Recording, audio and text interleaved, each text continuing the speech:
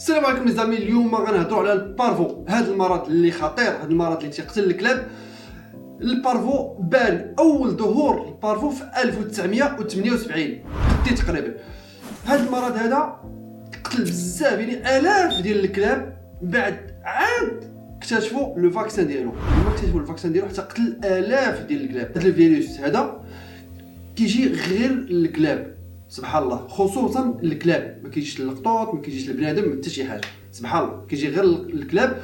وهذا الفيروس كيبقى عايش في الطبيعه. الكلب ديالك كيجي تيشم ولا كياكل شي حاجه من الارض، كاين تما الفيروس مشى تعادى الكلب. الوغ غادي نمشيو عند الدكتوره منى بالمجدوب وتهضر لنا اكثر على هذه المالادي، اللي هذا المرض ديال البارفو. يلا نمشيو عندها.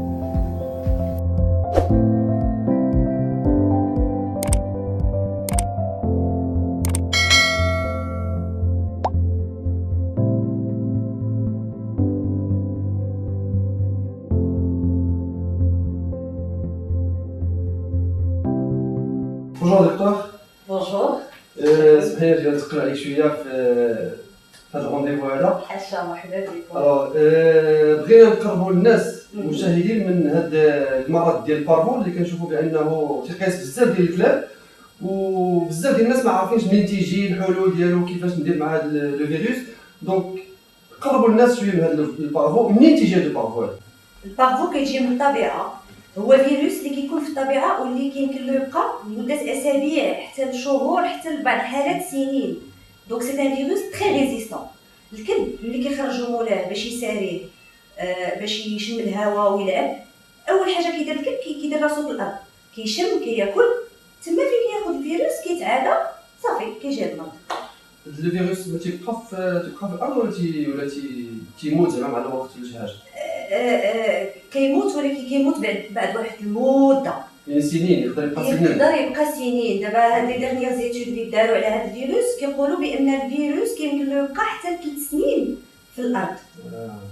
اذا الواحد لا ما جمعش الخروج كاكا ديال الكلب ديالو وكان شاك فيه، وخصو ماشي غير يجمع، خصو يجمع ويغسل داكشي بجافيل، لان الا ما غسلش بجافيل هذيك البلاصه كيبقى فيها الفيروس. واي كلب يجي من بعد واخا طيح الشتا وضرب الشمس اي حاجه يمكن له يتعادى من موراه. يعني الا خرجت الكلب ديالي ومشى شم شي بوزوان ولا شي حاجه ديال كلب اخر اللي فيه الفيروس، الكلب ديالي يقدر يتعادى تماما. واخا الكلب ديالك يكون داز من شي بلاصه اللي كتبان لك انت خاويه، لان الفيروس ما كيتشافش بالعين المجرده.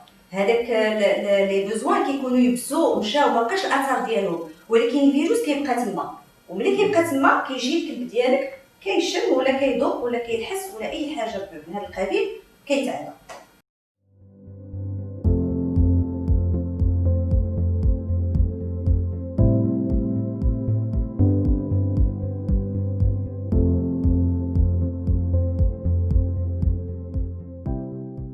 دكتور باش نعرف كلبي فيه البارفو، يعني واش كاين دي سيمبتوم، كاين شي اعراض كتبان في الاول مثلا الكلب ديالي فيه البارفو باش ما نخرجوش ولا شي حاجه باش ما يعديش شي كلاب اخرين مثلا، ونجيبو عند الفيترينير في اقرب وقت.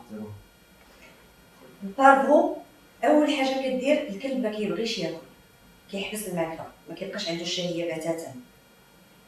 الاعراض كتبقى جايه بشويه بشويه. الحاجه الثانيه اللي كتبان هو التقيؤ بزاف، الكلب كيبقى يشرب الماء بزاف ويتقيا بزاف. الحاجه الثالثه اللي كتجي هي الاسهال، كتولي لا دياري بزاف، وهذيك لا دياري بعض الحالات كيكون فيها الدم. هادو هما الاعراض ديال البارفو. ملي كنوصلوا لهاد الحاله هادي، وقبل كاع ما نوصلوا غير يبداو لي السنين الاولين، خاص الكلب يمشي عند الفيترينير باش تكون له بريزون شارج.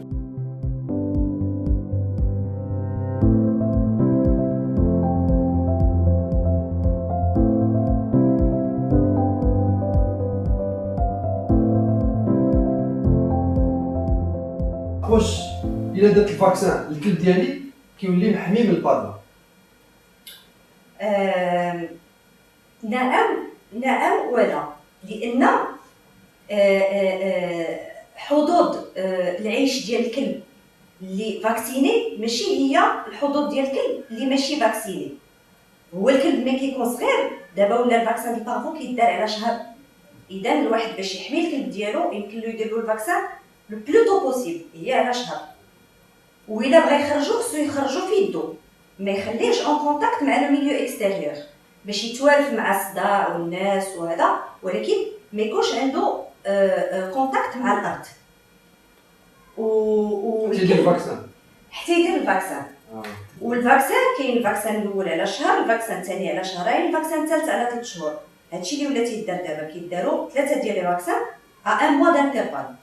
هاد 3 ديال لي فاكسان اللي كيداروا بيان سور الكلب واخا تشدو البارفو ويبانو فيه الاعراض، الحظوظ ديالو باش يتخطى ديك الاعراض ويعيش كتكون كبر قد ما دار لي فاكسان.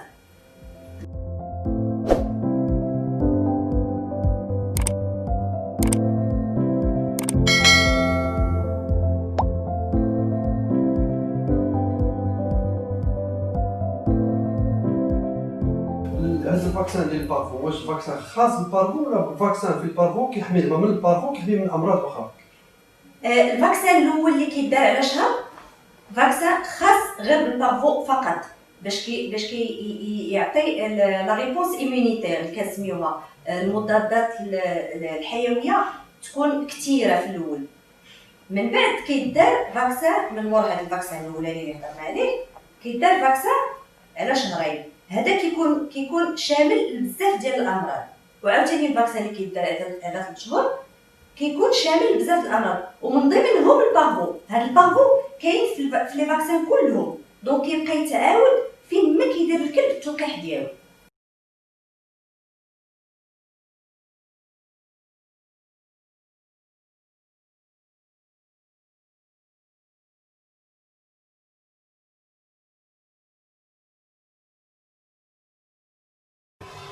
دكتور واش البارفو تيعادي؟ البارفو كيعادي بصفه مباشره وغير مباشره. كيعادي بيان سور بصفه مباشره كما فهمتوا، ملي الكلب كيخرج يلعب كيتلاقى بكلاب اخرين اللي يمكن لهم يكونوا مرض او لا الى شم ولا كلا من الارض. وبصفه غير مباشره الى بقى في الدار ومولاه كيولي هو سبب العدوى، حيت كيخرج يقضي غراضو وكيصدم على شي بلاصه اللي فيها الفيروس وكيجيبها في صباطو. اول حاجه كيجي عنده الكلب ديالو يفرح به، كيشملو الصباط كيلحسو كيتعادى.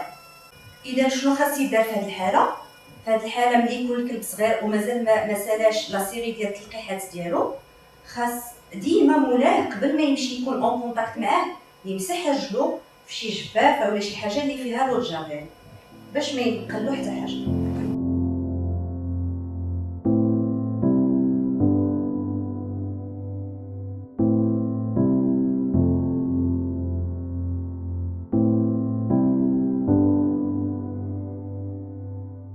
واش البارفو خطير على صحه الانسان؟ بتاتا. البارفو هو مرض كيصيب الكلاب فقط، ما كيصيبش الانسان وما كيصيبش الحيوانات الاليفه الاخرى. ما كيصيبش القطوط، ما كيصيب غير الكلاب فقط.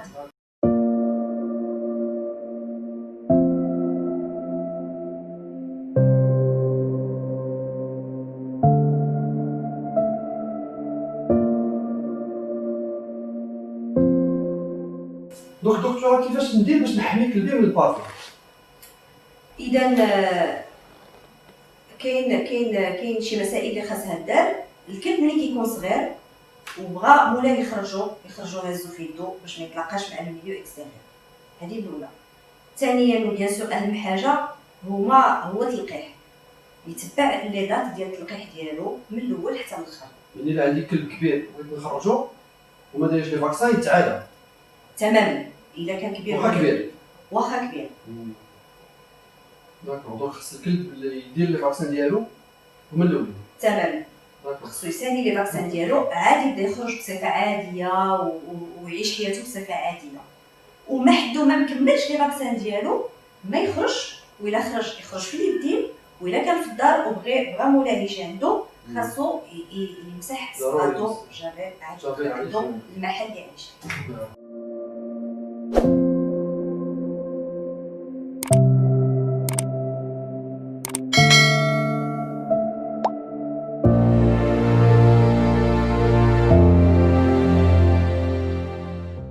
دونك السؤال الاخير دكتوره، شنو ندير اذا كلبي جاه البارفو؟ ملي بانوا الاعراض الاولى خاصو يمشي يشوف الطبيب البيطري. شنو هما الاعراض دكتوره؟ الاعراض الاولى اللي هضرنا عليها سابقا كتبدا بالشهيه كتقلال وكيبدا التقيؤ ومن بعد كيجي الاسهال، وبعض الحالات الاسهال كيكون بالدم. ملي يبداو يبانوا هاد الاعراض خاص الكلب يمشي عند الطبيب البيطري، لان الطبيب البيطري عنده لي زانسترومون باش ينقصوا من حده الالم ديال الوجع اللي كيجي بالاسهال. كيمكن له يعطيه لي فلويد حيت الكلب كينشف من قوه داك الضال ولا دياري. وبيان سور كيعطيه الادويه اللازمه باش يعطيه الحظوظ الاكبر باش يتخطى هذا المرض وما يقتلوش ويعيش.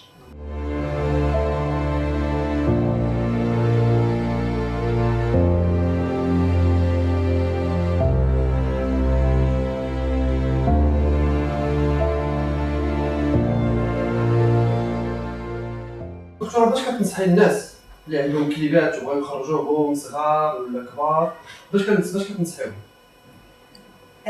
كنصح الناس يهتموا بالتغذيه ديال الكلب. التغذيه ديال الكلب الصغير خصها تكون متوازنه وتكون غنيه باش تعطيه المناعه باش يتجاوب مع الفاكسين مزيان. ما خاصش يعطيوهم العظام حتى يفوتوا 6 شهور لان كيكونوا تري فراجيل ويمكن لهم يتسببوا لهم في اعراض كتشبه البارفو، هي غير بسبب ديك العظام. العظام طيبين؟ العظام طيبين وخضرين، جوج خايبين للكلب الا كان مازال صغير. من الاحسن ايفيتي. والحاجه الثانيه واللي مهمه بزاف بيان سور هي التلقيح اللي كيبدا على شهر واللي كيدار على ثلاثه ديال الحصص ديال التلقيح باش الكلب كيكون المناعه ديالو ضد هذا المرض ويعيش. داكوغ، شكرا دكتوره وسمحي لنا على هذا الروبيل. شكرا.